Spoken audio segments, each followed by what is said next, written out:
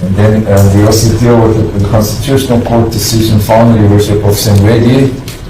In paragraph 27, it's 2022 decision. It says, our court must defend and uphold the Constitution and the rights entrenched in it.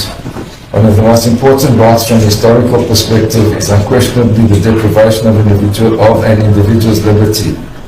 The court said in February that conceptually, individual freedom is a core right and the panoply of human rights. The apartheid regime repressively and capriciously deprived people of their freedom under illegitimate legislation that paid no respect to the rights to freedom and security of the person. We are therefore constrained to jealously guard the liberty of a person under our Constitution, particularly in terms of Section 12 of the Bill of Rights. So those were the cases that we cited, Worship, on general principles relating to sentencing. We then turned our attention, Worship, in our heads to sentencing concerning firearms. And we had regard to the article that my friend had provided to us of Detroit, relating to a note on sentencing practice for the offence of the unlawful possession of semi-automatic firearms, and that's what they had utilised the support that there should be a period of incarceration. And we quote from the report, Your Worship, and we say, and I'm just quoting the second paragraph here, from the investigation it's evident that courts are more likely to impose the minimum sentence in cases where the accused is also convicted of other serious offences, such as murder and robbery. In such cases, little attention is given to the firearm-related offences, as the courts are more concerned with the cumulative effect of the sentences imposed on different counts. We also then refer to the decision of Asma. That's on the next page. We say, from the Supreme Court of Appeals judgment in Asma, it appears that the circumstances under which the unlawful possession occurred and the purpose for which the semi-automatic firearm is possessed will play a pivotal role in determining whether substantial and compelling circumstances justifying the imposition of a lesser sentence exists. There's reference to Dalport and the gradation, which is also referred to in their heads, and that there's a quote there, the grading of the offence will typically be informed by the risk of harmfulness and the culpability of the offender. We then make the bold submission that I've already made to Your Worship, that the minimum sentence regime does not apply in this instance, that's at paragraph 29. We also refer to State v. Marikani, which the State has referenced, and we quote from that decision that we say what is notable from these cases is that imprisonment is not always the norm. And then we say as follows, that, turning to paragraph 33 now, Worship, that the case law, we say that sub 1, the circumstances of the possession are a central factor. If the context of the possession is part of an overall commission of violent crimes, the court will generally incline towards a harsh sentence in keeping with the objects of the legislation.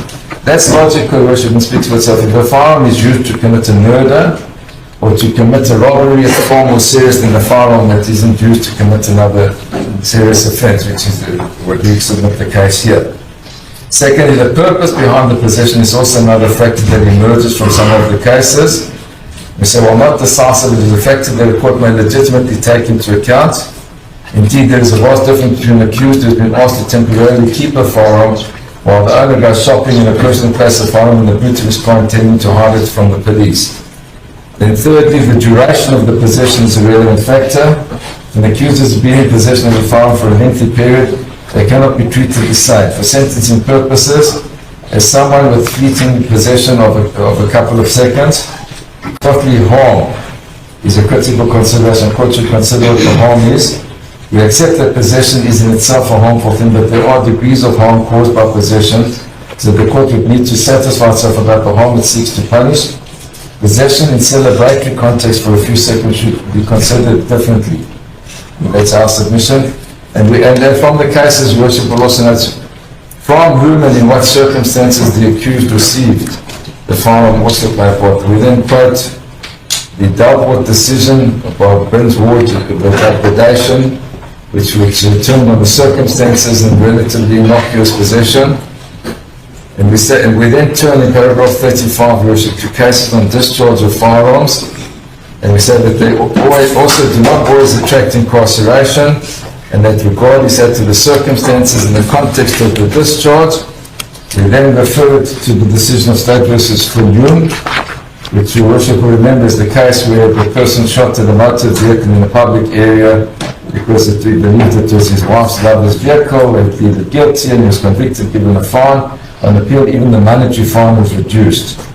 And the second decision that we quote there, your worship, which I've already referred to, is the Pistorius decision, where there was a shooting in a restaurant in Norway by the name of Tasha's. Under the table, there were over 200 people in a very confined room of a restaurant. Fortunately, there were no injuries, but there was damage to the floor. It was a Glock 27 pistol, and we said that's the most comparable to you, because we believe the witness was given his firearm back after the incident, and that he was the lawful possessor that handed it over to the shooter, that they told him not to shoot. And we explained that in paragraph 37, there were 220 people in the restaurant, so it was full at the time. That the accused admitted that he had taken the firearm because he was planning to buy a similar model. His version was rejected, and in that instance, Your Worship, the accused was sentenced by the CPJ to 3 years imprisonment, highly suspended, and jailed. In respect of the conviction in count 3, which was the shooting and discharge of the firearm, I've taken into account that no one was hurt, though the offence is a serious one, especially in the setting of a restaurant. I do not believe that the degree of negligence in respect of this count, that is count 3, justifies a sentence of direct imprisonment. We then turned, Your Worship, and we went forward in time to 2021, 29th of April, the decision of Musemi and another versus the state, where 2 policemen who were intoxicated shot at somebody in a public area on a boat, and they were charged with attempted murder, and they were intoxicated, which would be an aggravating factor.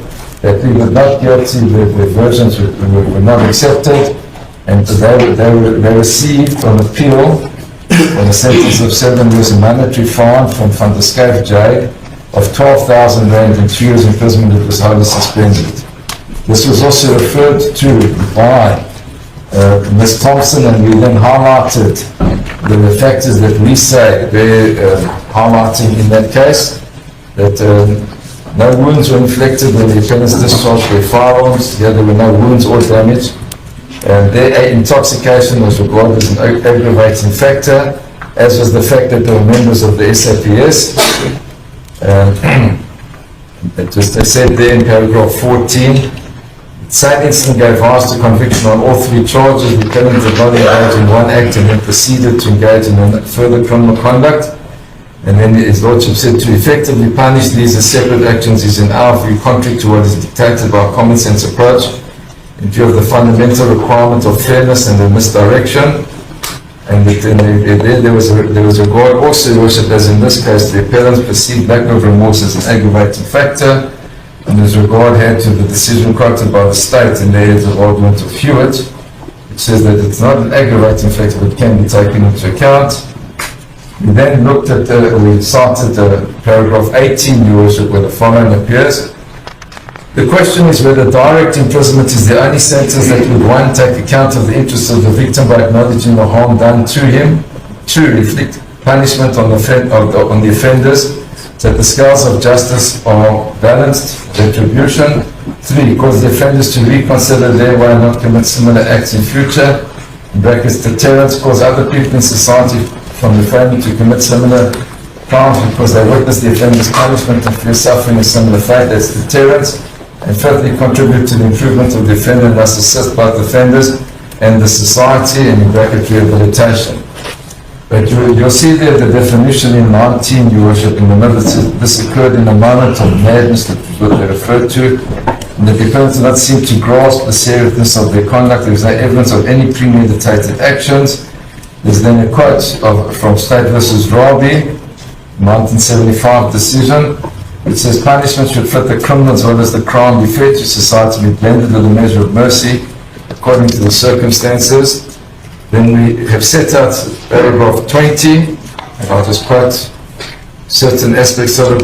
In the 4th line, the goal of rehabilitation is to address the underlying factors that led to criminal behavior and by so doing reducing the likelihood of reoffending.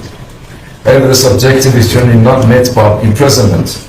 On the contrary, evidence shows that prisons rarely rehabilitate individuals but tend to further criminalize individuals. leading to reoffending in a cycle of release and imprisonment, which does nothing to reduce overcrowding in prisons or build safer communities. We go further down in that quote, the community is protected when convicted persons are removed from society. However, protecting the community from offenders does not necessarily require imprisoning the offender, and this purpose may be fulfilled through the imposition of other sentencing orders. We are of the view that the facts of this case do not support the finding that the offenders are a danger to society, that calls for the protection of the community through their incarceration as a specific aim of the sentence. And then we quote two other paragraphs, but once again in paragraph 21, that it was mainly an act of stupidity, and that the appellants acted in the spur of the moment while under the influence of alcohol. We then referred here to the decision of Bader versus S, which involved pointing of a firearm, assault of intent to do grievous bodily harm, reckless endangerment to personal property, pointing a firearm, in which a fully suspended sentence was imposed. So we say, with respect, that possession doesn't necessarily carry in its own a jail sentence. Then there's the new decision, Your Worship, that unfortunately, and I apologize, had not been included in our heads of argument. I gave a copy to my learned friend this morning. It's the decision of the Eastern Cape Division, so it will be binding upon this Honourable Court in Charter. It was the Port St. John Circuit Court, decision of Brooks of this division, where in summary, Your Worship, a security guard, and he was in his 60s, and then battled to find employment, was now working as a security guard. He was alerted to two youngsters, or to a bunch of youngsters that it seemed had gone into a media room to try to steal things, and he ran after them and he shot them with an illegal firearm, Your Worship. He killed the one and injured the other. They were 13 years old. In that matter, the Honourable Mr. Justice Brooks imposed a non-custodial sentence, a fully suspended sentence. So we say that's a case, Your Worship, in this Honourable Division, where there was not only harm to one 13-year-old victim, but the murder of the other 13-year-old victim, Your Worship, and that person was not sentenced to jail in this division. What do you have to say concerning this video? Drop your own opinion in the comment section so that others will learn from your opinion. For more news and updates like this, please subscribe to my channel. Turn on the bell so that when next I publish the next video, YouTube will get notified. See you in the next one, and bye.